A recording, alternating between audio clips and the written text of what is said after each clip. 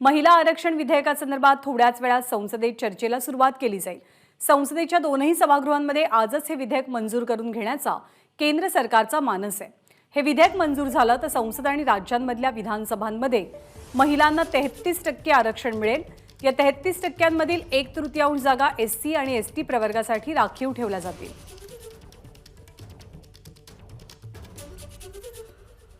महिलाओं को अधिकार देने का, महिलाओं की शक्ति का उपयोग करने का वो काम शायद ईश्वर ने ऐसे कई पवित्र काम के लिए मुझे चुना है। हमारी सरकार ने इस दिशा में कदम बढ़ाया है।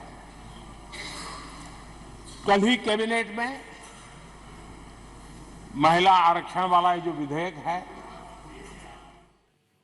आणि याच महिला आरक्षण विधेयकावरती लोकसभेमध्ये चर्चेला सुरुवात झाली आहे।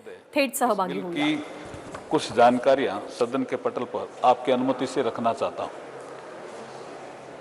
अध्यक्ष महोदय, ये कॉन्स्टिट्यूशन अमेंडमेंट बिल है और महत्वपूर्ण बिल है। महिला सशक्तिकरण की दिशा में एक बढ़ता हुआ कदम है। दुनिया को भी दिशा दिखाने वाला ये बिल है।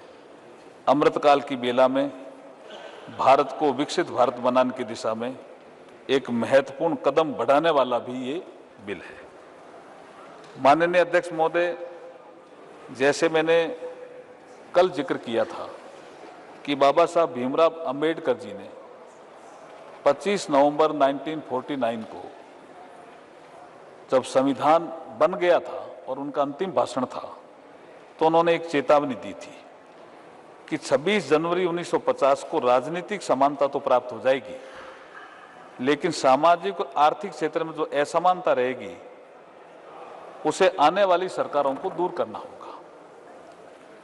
उन्होंने ये भी कहा था, मैं कोट अनकोट कहना चाहता हूं, 26 जनवरी 1950 को हम परस्पर विरोधी जीवन में प्रवेश करने जा रहे हैं। राजनीति में हमारे यहाँ समानता होगी और सामाजिक और आर्थिक जीवन में असमानता होगी।